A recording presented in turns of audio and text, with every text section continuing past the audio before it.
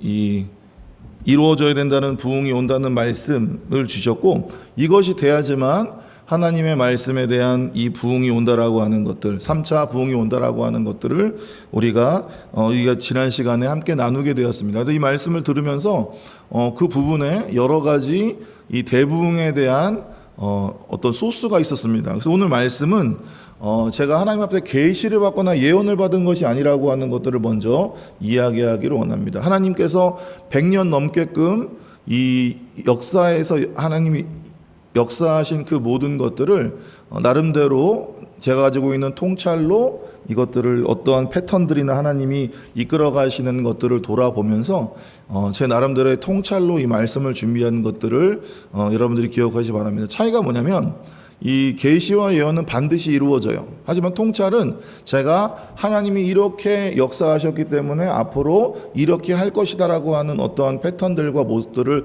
살펴보는 것이기 때문에 하나님은 제가 예상하는 것만 똑같이 움직이시는 분이 아니기 때문에 제가 하는 얘기가 틀릴 수 있을지 모르겠지만 그 큰 흐름은 틀리지 않는다. 그 안에서 세부적으로 제가 앞으로 이런 일이 일어날 것이라고 하는 구체적인 이야기를 할 때에 그것들이 틀릴 수는 있겠지만 큰 흐름들은 틀리지 않는다라고 하는 것들을 기억하시 바랍니다. 그러면서 첫 번째 우리가 생각할 건 뭐냐면 부흥이라는 것이 무엇인가라고 하는 것들을 먼저 생각해 보면 좋겠습니다. 부흥이라고 하는 것이 뭘까요? 부흥은 단순히 사람이 성도들이 많아지는 것들을 이야기하는 것이 아닙니다. 물론 이 부흥이라는 것이 일어나게 된다면 이 성도들이 늘어나는 것은 당연하게 있는 일들입니다. 하지만 우리가 이 부흥이라고 하는 것들 단순히 사람이 많아지는 것, 성도가 많아지는 것, 전도가 잘 되는 것이라고 국한되면 안 되는 거예요. 오늘 우리가 읽어봤던 하박국 3장 2절의 말씀, 성경이 말하는 부흥이 무엇인지에 대한 것들을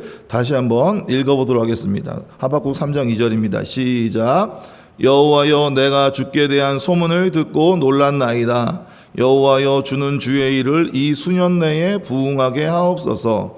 이 수년 내에 나타내시옵소서. 진노 중에라도 긍휼을 잊지 마옵소서. 아멘. 결국 하박국이 부흥을 부를 때에 뭐라고 얘기하고 있네요? 주의 일을 부흥하게 하옵소서. 사람의 일이 아니라 하나님의 일이 다시 흥하도록, 다시 나타나도록. 하나님의 일이 뭡니까? 주의 일이 뭡니까? 결국 하나님께서 하시던 일, 사람을 회개시키시고 치유하고 기적을 일으키시고 구원하는 그 모든 역사가 뭐라고요? 바로 하나님의 부흥이라고 하는 것들, 주의 일이라고 하는 것들을 여러분들이 알아야 됩니다. 또 시편 85편 6절을 같이 한번 읽어보도록 하겠습니다. 시편 85편 6절입니다. 안 넘어가지네?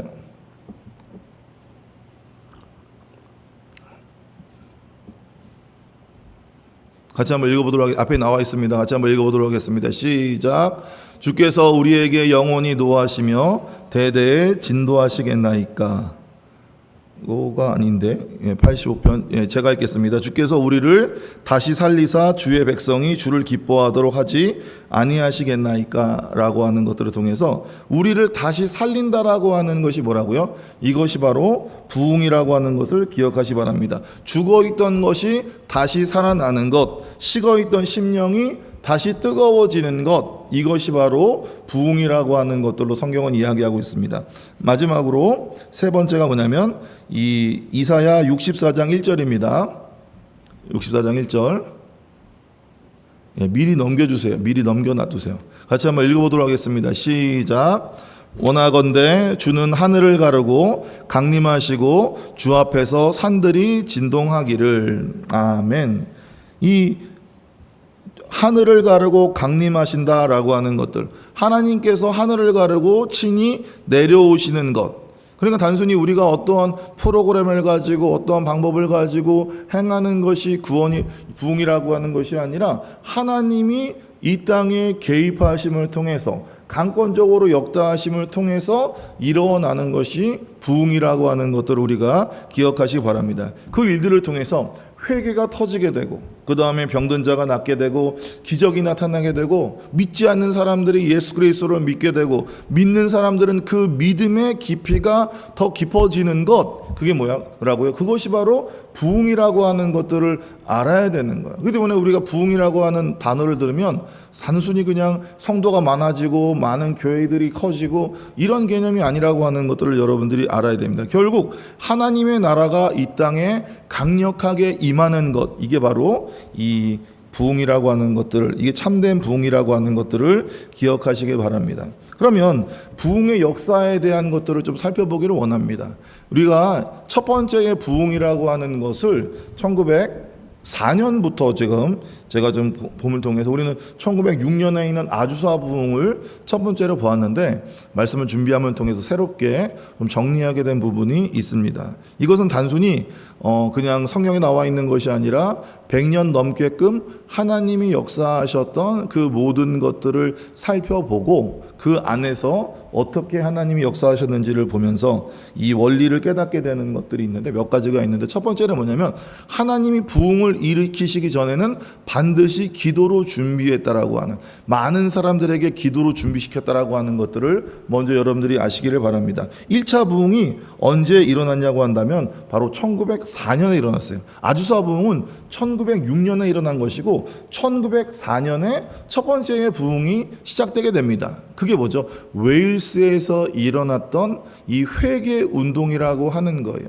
그러니까 첫 번째 1차 대부흥의 핵심적인 주제와 키워드는 뭐였냐면 회개였어요. 그렇잖아요. 우리의 모든 신앙의 첫 번째는 회개입니다. 회개로부터 시작돼가지고 믿음이 오는 것이지 처음부터 믿음이 올 수 없는 거예요. 하나님의 역사하심 또한 회개가 그 모든 것들의 첫 번째였다라고 하는 것을 기억하시 바랍니다. 1904년에 영국에 있는 웨일스에서 이반 로버츠라고 하는 26살의 광부 출신의 이 전도사가 이 웨일즈 전역에 회개의 불을 일으켰습니다. 어떤 일이 벌어지게 되냐면 불과 6달 만에 몇 명이 회심했냐면 10만 명이 회심했어요.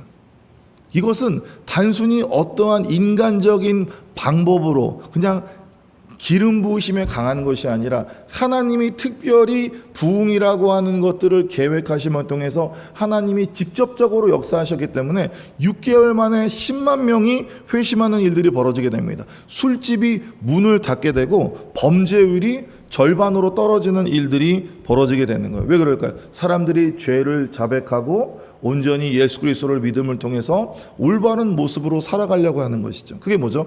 회개의 열매라고 하는 것입니다. 근데 중요한 건 뭐냐면 이 웨일스의 부흥을 통해서 이것이 전 세계로 퍼지게 된 거예요. 그 다음에 인도로 건너가서 카시 힐스와 묵티에서 부흥이 일어나게 됩니다. 그리고 우리가 알고 있는 이 1907년에 평양으로 와서 평양대 부흥, 평양대 회개의 일들이 일어나게 되는 것들을 보게 됩니다. 우리가 잘 알고 있듯이 1907년 1월에 평양에서 일어난 대부흥들 여러분들이 잘 아실 것입니다. 그럴 때에 여기서 중요한 것이 뭐냐면 그때에 그들이 그냥 하나님 앞에서 귀선지 목사님을 통해서 장대현 교회에서 자기가 이야기한 것들에 대한 것들을 선포하고 회개를, 죄를 자백함을 통해서 회개 역사하심이 일어났지만 그 전에 어떤 일이 일어나게 됐냐면 이렇게 기도했다고 하더라고요. 우리가 저 웨일스에 있는 그 회개의 역사하심이, 그리고 이 인도의 부흥이 있는 것과 같은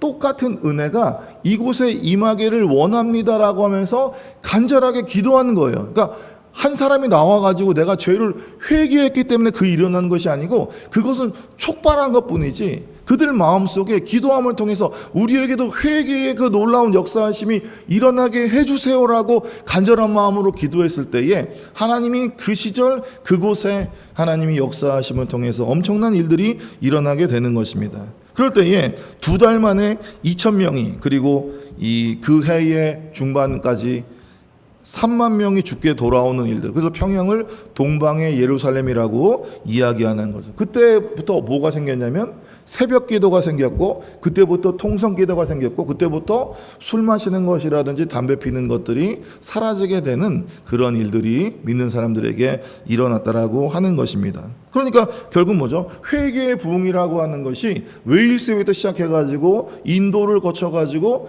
대한민국에서 절정을 이룬 것, 그러니까 대한민국도 하나님의 그 놀라우신 역사하심과 하나님의 1차 부흥의 대상지였다라고 하는 것들을 알아셔야 되는 거예요. 하나님이 이곳에 직접 임재하셔가지고 하나님의 놀라운 역사하심이 이미 이 나라에 한 번 훑고 지나간 거라고요. 대부흥을 우리가 기다리면서 우리에게 처음 오는 부흥을 주세요가 아니라 1차 부흥의 핵심적인 곳이 바로 이 대한민국이었고, 지금도 그 어떤 나라보다 하나님 앞에 올바르게 서 있는 나라가 대한민국이라고 할 때에 하나님의 첫 번째 이 회개의 놀라운 역사하심, 그것들을 우리가 잘 기억하시면서 감사하는 모습을 갖기를 원합니다. 그런데 또 다른 이 부흥이 있었어요. 1906년에 로스앤젤레스의 미국의 아주사에서 놀라운 일들이 일어나게 됩니다. 그곳에 창고에서 많은 사람들이 모여가지고 기도하고 있는데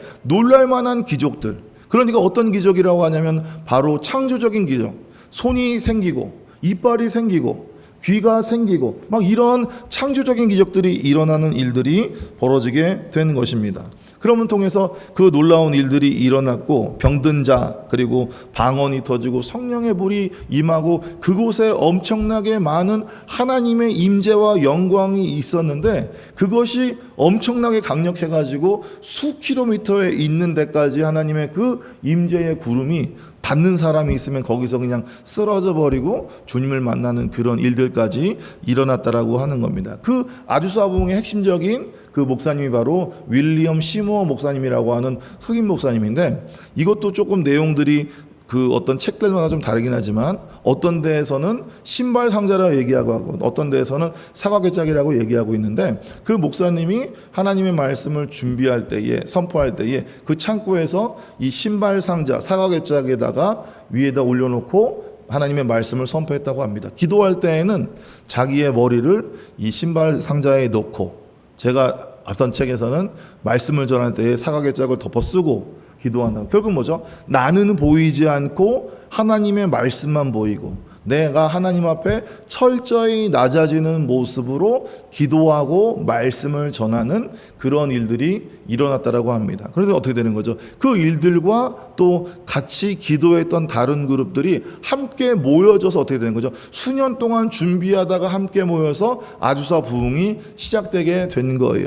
그럼 통해서 그 일들을 통해서 3년간 놀라운 일들이 일어나게 됐는데, 어째부터 그 하나님의 임재와 부흥이 꺼지게 됐냐면, 그 목사님이 사과개짝을 멀리하게 되고 신발 상자를 멀리하게 된 그때부터 점점 그 이 부흥이 사라지게 되는 그런 일들이 벌어졌다라고 하는 것입니다. 그래서 여기서 여러분들에게 핵심적으로 제가 깨달은 것이 뭐냐면, 우리가 하나님이 어떠한 부흥 때는 핵심적인 주제를 가지고 하나님이 역사해요. 근데 그거 말고 부재료와 같은 씨앗과도 같은 것들이 심겨지는데, 그 심겨지는 것이 어떻게 되냐면 다음 부흥에서 메인으로 들어오는 것을 제가 통찰을 통해서 깨닫게 된 겁니다. 그러면 2차 때는 어떤 일이 벌어지게 되죠? 바로 신유의 놀라운 기적이 일어나는 것들이 되겠죠. 왜? 1차 때의 메인은 회개였고 씨앗은 하나님의 놀라운 능력과 신유였다라고 한다면, 2차 때는 이 신유가 바로 메인이 들어오게 되는 일들이 벌어지게 되는 것입니다. 그러면서 2차 부흥 때는 언제 일어나게 됐냐면 정확히 1947년에 일어나게 됩니다. 그런데 이것 안에서도 우리가 이 하나님의 계획과 목적과 추구에 대한 말씀을 들었을 때에 여러분들이 어떤 것을 깨달았나요? 그때에 1943년부터 이 목사님이 하나님의 이 감동에 따라서 말씀을 기도로 준비했다고요. 많은 사람들이 나중에 알고 보니까 그 2차 부흥 때를 준비했다고요. 기도를 준비하면서 하나님이 부흥이 올 것이라고 하는 감동을 깨닫게 되었고, 하나님은 뭐라고 얘기하셨냐면 2차 세계전이 끝난 이후에 2차의 부흥이 올 것이라고 얘기를 했습니다. 그러니까 1904년에 시작됐던 그 첫 번째 부흥과 1947년과 떨어진 것들 안에서 몇 년 차이가 나죠? 43년 차이가 나는 거예요. 그래서 많은 사람들이 세대주의적인 관점을 통해서 40년이라고 하는 것들을 막 갖다 끼고 있는데, 저도 40년이라고 하는 것들을 이야기합니다. 하나님의 그 사이클이, 이 부흥의 사이클이 40년이에요. 근데 중요한 건 뭐냐면 그것이 정해져 있는 것이 아니라 어떻게 되는 거죠? 우리가 어떻게 준비되어 있느냐에 따라서 그 40년이라는 사이클을 정확히 지킬 수 있고, 어떨 때에는 그 시간이 길어짐을 통해서 훨씬 더 긴 시간으로 이끌어져 간다라고 하는 거예요. 1904년이었으면 원래 1944년에 이루어져야 되잖아요. 근데 세계대 2차 세전이 끝나게 되고 종전돼야 되는 그 중요한 상황 안에서, 그리고 종전 45년에 종전된다고 그 모든 것들이 끝나는 것이 아니라 전쟁에 대한 복구와 사람들이 돌아오고 회복되는 것들이 다 끝나고 어느 정도의 마음이 진정되어 있는 상태.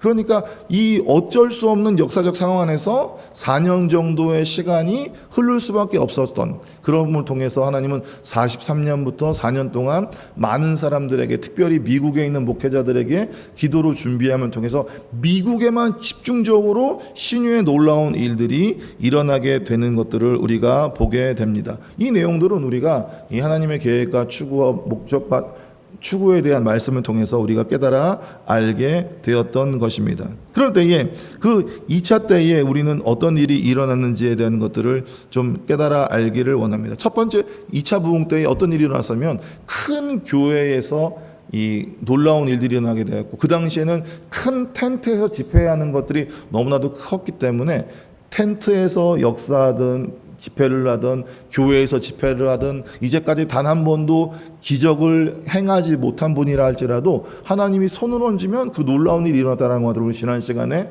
함께 나누게 되었다라고 하는 거예요.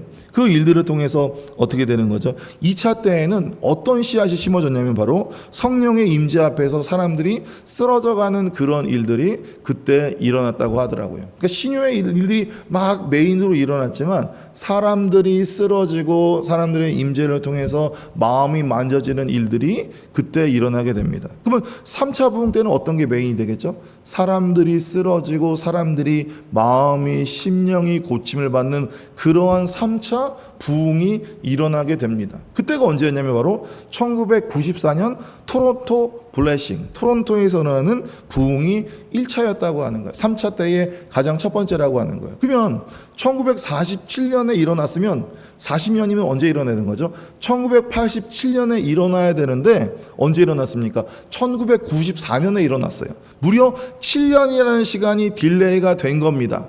그러면 이것이 무슨 이유가 있었기 때문에 딜레이가 되었을까요? 어떤 역사적인 큰 사건 때문에 이런 일들이 일어나게 되었을까요? 그렇게 볼 수는 없는 거예요. 뭐 소련이 망한다든지 막 이런 일들이 그 당시에 일어나긴 했지만 그것이 전 세계의 많은 사람들, 특별히 뭐 캐나다라든지 이런 나라에 영향을 미치는 것은 아니었기 때문에, 그러면 왜 그랬을까요? 준비가 되지 않았기 때문인 거예요. 그러면서 우리가 이 말씀을 읽으면서 그 책을 보면서 어떤 것들을 우리가 깨닫게 되나요? 1987년에 이 케네스 해긴 목사님에게 예수님이 직접 오시게 됩니다.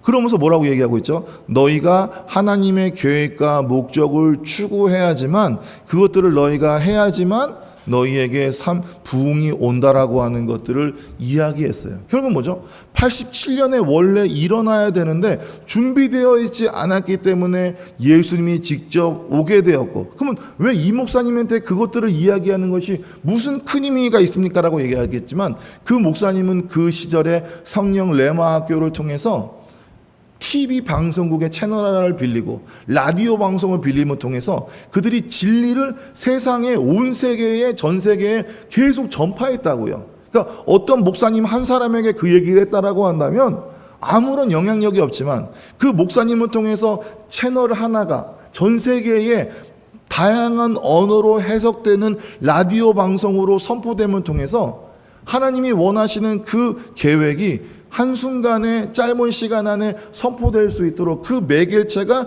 케네스 해긴 목사님이었다라고 하는 거예요. 그러면 어떻게 되는 거죠? 그때부터 준비함을 통해서 늦었지만 7년이 지난 이후에 1994년 토론토에 3차 대부흥이 일어나고 있는 것들을 보게 됩니다. 그럴 때에는 성령의 강력한 임재와 마음의 상처의 치유를 감당하게 되는 마음의 내척 치유가 일어나는 3차 부흥이 일어났다라고 하는 것들을 우리가 알기를 원합니다.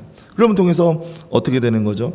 그렇다면 통해서 40년이라고 하는 주기가 계속 나타나고 있다라고 하는 것을 여러분들에게 이야기하고 있습니다. 그러면 우리는 어떻게 생각할까요? 그러면 4차 부흥은 우리가 나름대로 예상할 수 있잖아요. 언제가 예상할 수 있겠죠? 1994년이면 플러스 40이라고 한다면 2034년.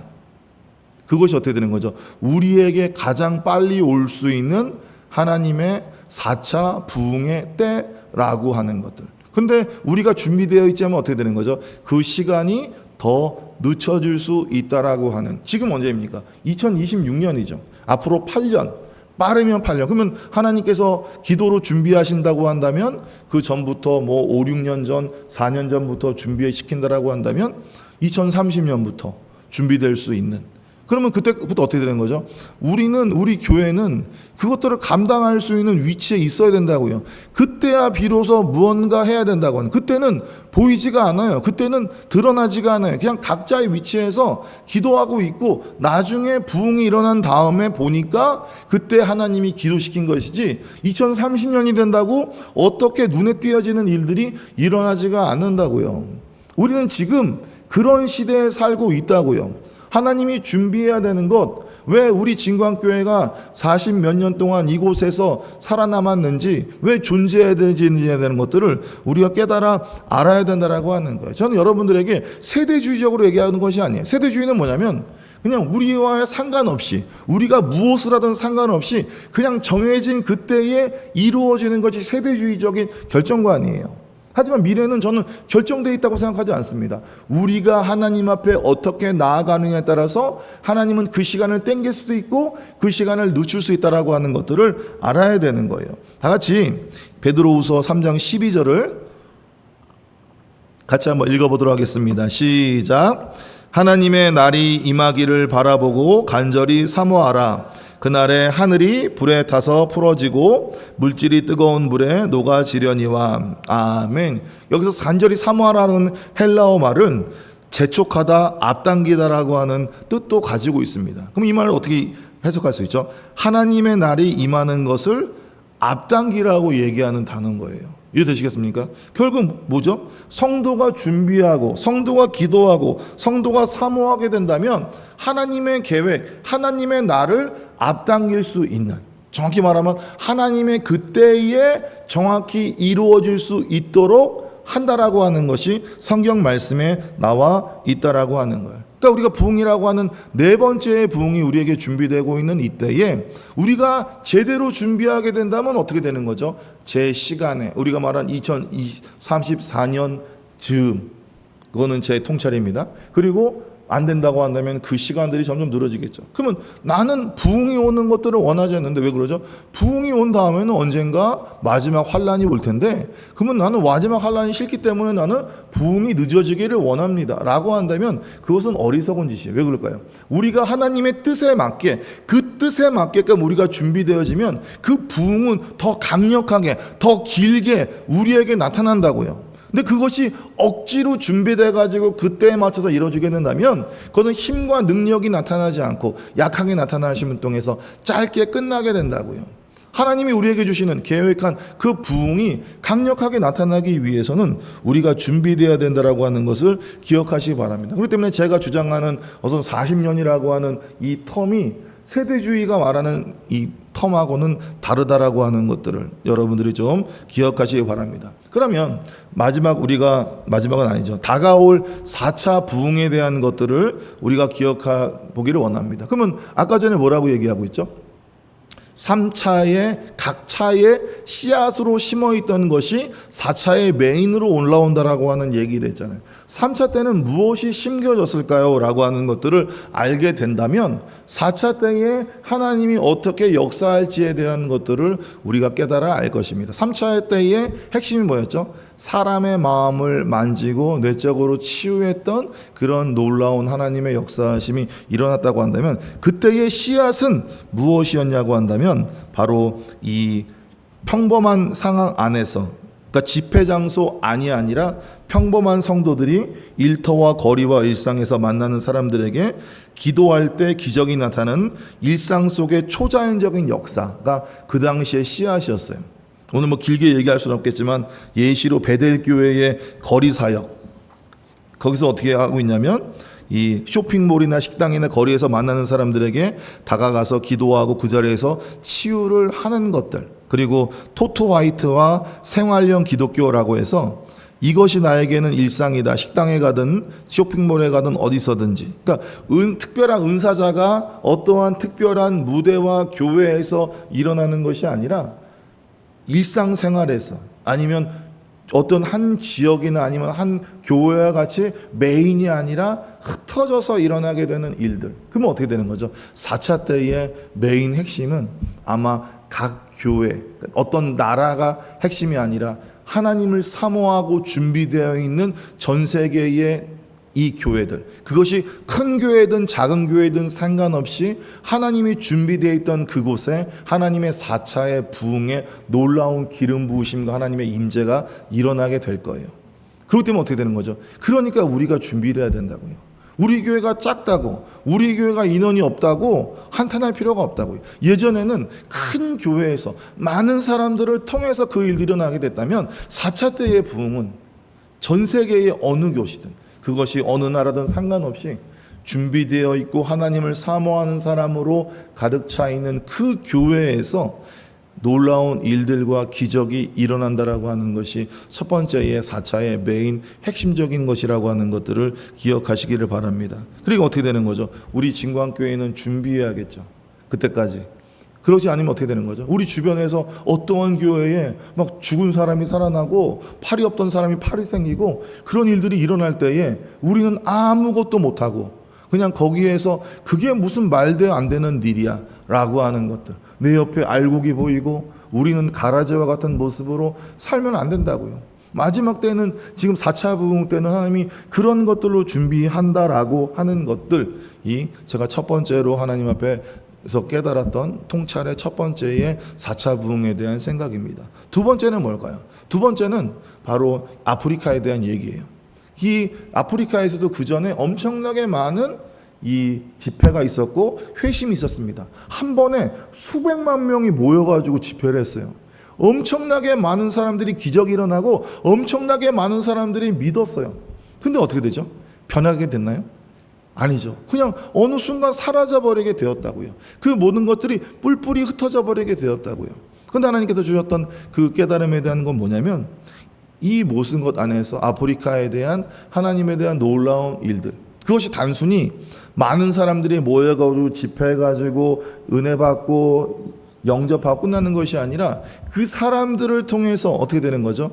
그 나라가 바뀌는 일들. 그러니까 이제까지는 나라가 부패했고 나라가 하나님하고 멀어졌기 때문에 믿었던 사람들이 온전히 하나님의 신앙을 갖지 못하고 그들이 결국 그들의 신앙을 잃어버렸는데 이 마지막 4차 때에, 그 직전이나 그 때에는 이 나라가 바뀌는 일들을 통해서 어떻게 되냐면 아프리카가 온전히 옛날 이스라엘처럼 어떻게 되는 거죠? 신정 국가와 같이 하나님이 통치하는 샘플, 하나님의 그 통치하신 샘플로서 나타난다라고 하는 것들에 대한 놀라운 것이 있을 거라고 하는 그런 생각이 제가 두 번째에 가진 통찰입니다. 성경적인 근거도 있습니다. 스바냐 3장 10절을 같이 한번 읽어보도록 하겠습니다. 스바냐 3장 10절입니다. 네, 두 칸 더 넘어갔네요.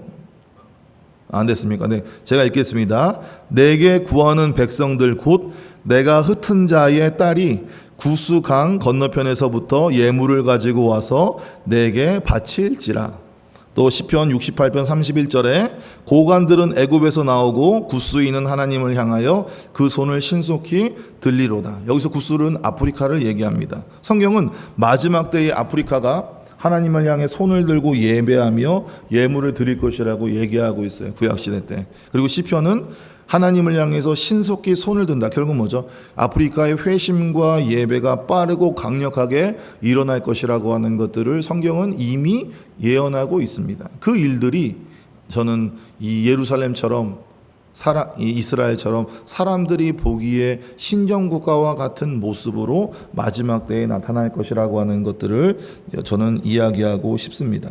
그럼 통해서 우리가 진광교회가 준비해야 되는 것들이 무엇인지에 대한 것들은 여러분들이 깨닫으시기 바랍니다. 그러면 통해서 이제 마지막 네 번째의 모습들, 결론은 제대로 얘기하지 못하겠지만 네 번째 부흥과 마지막 대추수에 대한 이야기를 좀, 그리고 이 7년 대환란에 대한 이야기를 좀 마무리하기를 원합니다. 그러면 우리는 왜 부흥을 사모하고 준비해야 될까라고 한다면 그것이 뭐죠? 하나님의 마음을 들여다보면 우리가 이 하나님의 마음을 통해서 깨달음을 알 수 있게 되게 됩니다. 베드로후서 3장 9절이 준비 안 돼 있나요? 베드로후서 3장 9절 3장 9절입니다. 안 돼 있나요? 제가 읽겠습니다. 주의 약속은 어떤 이들이 더디다고 생각하는 것까지 더딘 것이 아니라 오직 주께서는 너희를 대하여 오래 참으사 아무 멸망하지도 아니하고 다 회개하게 이르기를 원하시느니라.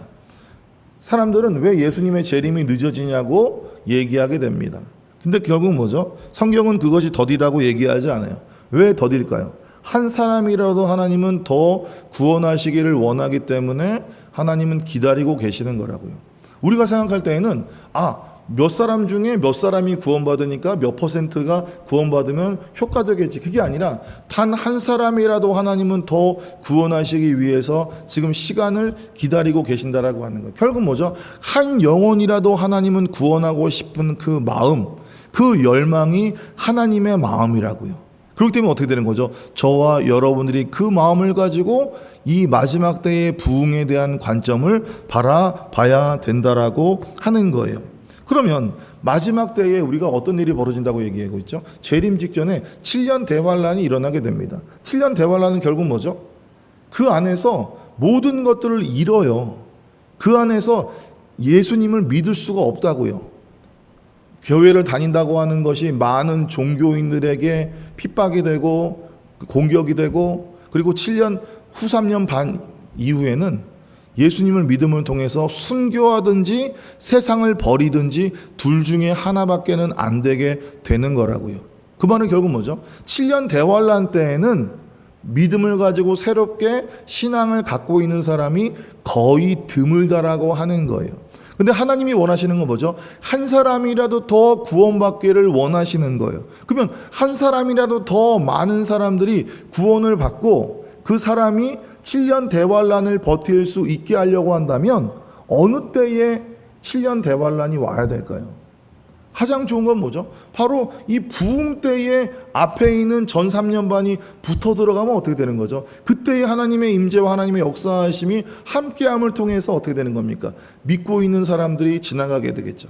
또 다른 케이스는 이 부흥이 끝나자마자 7년 대환란이 시작되게 된다면, 아니면 부흥이 끝나자마자 얼마 되지 않은 그 순간부터 7년 대환란이 일어나게 된다면 그래도 그 안에 있었던 은혜와 기름 부으심을 통해서 그들은 이겨낼 수 있을 거라고요. 근데 그 시간이 10년, 20년, 30년이 지나가지고 그들의 마음속에 식어간 사랑이 식어지고 식을 대로 식어진 모습으로 7년 대환란을 겪게 된다면 많은 성도들이 넘어지고 많은 성도들이 세속화됨을 통해서 많은 영혼들이 떨어져 나갈 거라고 하는 거예요. 하나님이시라면, 하나님이 한 영혼이라도 더 구원하시기를 원한다고 한다면 바로 몇 차 부흥일지는 모르겠지만 그 부흥에 최대한 붙여가지고 하나님은 7년 대환란을 겪으실 거라고 하는 것들이 하나님이 저에게 주셨던 통찰을 통해서 깨달았다라고 하는 것들을 여러분들이 기억하시기를 바랍니다. 그럼 통해서 이 아까 전에 봤던 마태복음 24장 14절 말씀을 같이 한번 읽어보도록 하겠습니다. 시작. 이 천국 복음이 모든 민족에게 증언되기 위하여 온 세상에 전파되리라. 그제야 끝이 오리라. 아멘. 복음이 온 세상에 전파되는 건 결국 뭡니까? 하나님의 그 대부흥의 일들을 통해서 많은 사람들, 하나님이 예비하신 사람들이 하나님 앞에 돌아오는 것들을 이야기하게 되겠죠. 그 다음에 그 끝이 언제입니까? 여기서 말할 때 그 끝은 이 15절의 말씀이 뭐가 나오게 되냐면 바로 이 후 3년 반에 적그리스도가 이 가장 가증한 것들이 가장 높은 곳에 올라가 있는 그 내용들 뭐죠? 적그리스도가 실제로 자기의 본 모습을 이야기하는 후 3년 반의 그 내용이 15절에 나와요. 결국 뭐죠? 이 끝이라고 하는 그 모습과 하나님의 부흥에 대한 것들이 맞물려 있다라고 하는 것들이 말씀을 통해서 통찰할 수 있다라고 하는 겁니다. 그러니까 왜 후 3년 반이니까 어떻게 되는 거죠? 이 7년 대환란 중에 반이 끝에 하나님의 그 부흥과 연관이 돼 있다라고 하는 것. 이렇게 이해될 수 있다라고 하는 것입니다. 결국 그 일들을 통해서 어떻게 되는 거죠?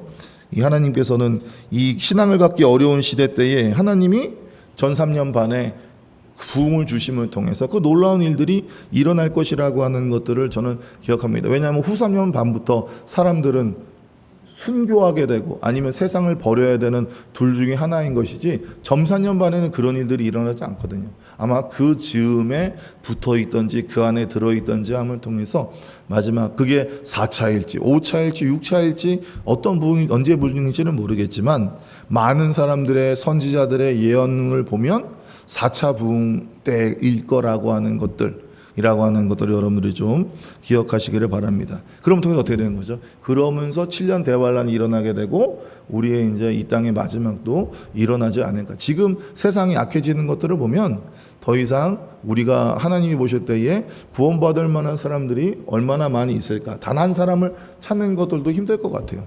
나중에 뭐 사회적인 뭐 사람 그래가지고 부모 자식도 없어지고 그냥 사회에서 애를 낳고 AI 무슨 뭐 생명공학, 유전자 변이, 게놈 프로젝트, 뭐 로봇, 뭐 이런 걸 통해서 더 이상 사람이 아닌 그냥 어떠한 세상의 종속적인 어떤 것들 이런 것을 통해서 정말로 하나님을 믿을 만한 기회가 사라질 때에 더 이상 한 사람도 믿을 수 없는 상황이 된다면 하나님은 그것들을 보시고 이 세상을 끝나게 하지 않을까요? 그런 일들이 일어나게 될 것이라고 하는 것들을 보게 됩니다.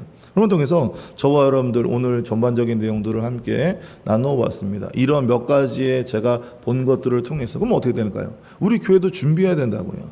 우리 교회도 마지막 때에 그냥 2034년 이후로 다른 교회들의 기적이 나타나고 있는 것들을 손 빨면 보고 있는 것이 아니라 우리가 이 하나님의 그 마지막 때가 그 4차 부흥이 오기를 우리가 기도함을 통해서 준비해 나가야 되는데 과연 우리 성도님들은 준비하고 있나요? 그런 생각들을 가지고 있나요? 오늘 말씀을 통해서 여러분들이 이 말씀을 들었다고 한다면 여러분들이 좀 기억하시기를 바랍니다. 단순히 우리가 이곳에 살아남았기 때문에 존재하는 것이 아니라 하나님이 우리 진광교회를 이곳에 40년이 넘게 하나님이 기다리고 있다라고 하는 것들은 어떤 의미인지에 대한 것들을 여러분들이 기억하시기 바랍니다. 40이라고 하는 단어가 우리에게 지금 말씀에서 큰 거였잖아요. 우리 교회도 40년이 지났어요. 그럼 뭔가 우리도 새롭게 변화되는 업그레이드가 돼야 되는데 우리는 과연 업그레이드가 되어 있는가라고 하는 것들을 기억하시기를 바랍니다. 그래서 이 대부흥에 대한 것들, 이 말씀 중에 어떤 말은 맞을 테고 어떤 말은 틀릴 테지만 이러한 흐름으로 갈 것이라고 하는 전반적인 내용들은 아마 맞을 거예요. 여러분들이 그걸 통해서 내가 어떻게 살아가야 되는지, 그런데 내가 지금 뭐 돈 좀 더 벌기를 원하고 내가 무언가 하기 원하고 이제 그런 때는 어떻게 보면 좀 지나가지 않았을까라는 생각을 하게 됩니다. 시절이 다 바뀌게 되고 우리에게 주어진 때가 달라지게 된다면 우리는 그것에 맞게 살아가야 된다라고 하는 걸 기억하시면서 오늘 말씀을 듣고 새롭게 우리가 하나님의 계획과 목적을 좀 깨닫고 나아가는 저와 되기를 간절히 축원합니다.